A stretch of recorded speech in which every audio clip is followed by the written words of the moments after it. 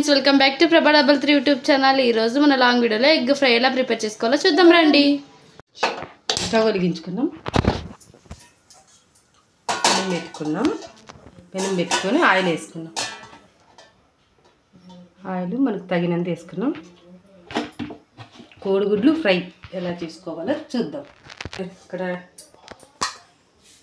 కోడిగుడ్లు 6 తీసుకొని ఉడకబెట్టుకొని పక్కన పెట్టుకోవాలి. ఇప్పుడు ఆవాలు కొన్ని వేసుకున్నాం. ఆవాలు కొన్ని, ఎర్రగడ్డలు ఇలా కోసుకొని వేసుకోవాలి. అలాగే పచ్చిమిరపకాయలు కానీ, కరివేపాకు, సాల్ట్ కొంచెం, పసుపు ఒకసారి కలుపుకోవాలి. ఎగ్ ఫ్రై చాలా బాగుంటుంది, మా పిల్లలకి చాలా ఇష్టం.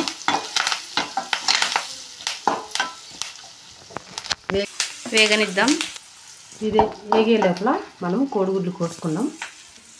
మీకు ఎలా ఇష్టం ఉంటే అలా కోసుకోండి. నేనైతే చిన్నగా కోస్తాను, ఎందుకంటే ఇలా ఇన్ని రకాలు ఉంటే బాగుంటుంది. అన్నిలాగే కోసుకోవాలి. 6 మీరు పెద్దగా కాల్చుంటే పెద్దగా వేసుకోండి. చూడండి, నేనైతే ఇలాగే వేసుకుంటాను. అన్నీ ఇలాగే కోసుకోవాలి. ఇప్పుడు ఎగిపోయిన తర్వాత చూద్దాం. వేగింది.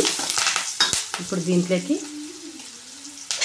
అలాగే చూడండి, ఈ మిరియాలు వేయించుకున్న నూనెలో మిరియాలు, ఉప్పు, తెల్లవై వేసుకొని దంచుకున్నాను. ఈ పేస్ట్ దించేద్దాం. అలాగే కారం మనకు తగినంత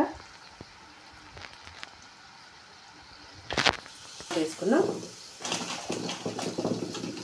సాల్ట్ కొంచెం, అప్పుడు కొంచెం ఎగదేసింది. ఇప్పుడు ఇవి కలుపుకోండి. మిరియాలు నూనెలో వేయించుకోవాలి. వేయించుకుంటేనే చాలా బాగుంటుంది.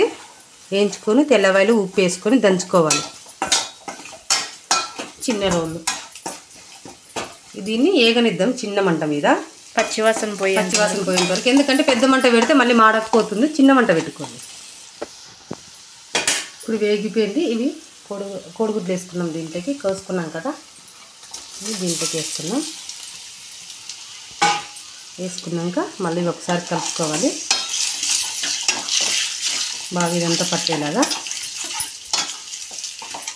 ఇలా కలుపుకున్నాక 1 నిమిషం అలాగే ఉండాలి గ్యాస్ పైన. చపాతీ లెక్కైతే సూపర్ ఉంటుంది. మా పిల్లలు అన్నంలోకి చాలా బాగుంటుంది. ఇది చపాతీ లేకన్నా అన్నంలోకి చాలా బాగుంటుంది, రైస్లోకి.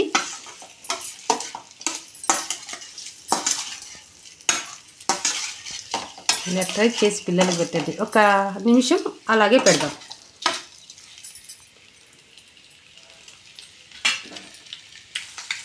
చూడండి ఫ్రెండ్స్, మా ఎగ్ ఫ్రై అయితే రెడీ అయిపోయింది. మీరు ఇలా ట్రై చేసి పిల్లలకి పెట్టండి, చాలా ఇష్టంగా తింటారు. ఓకేనా? Thank you for watching. Bye friends, please like and subscribe.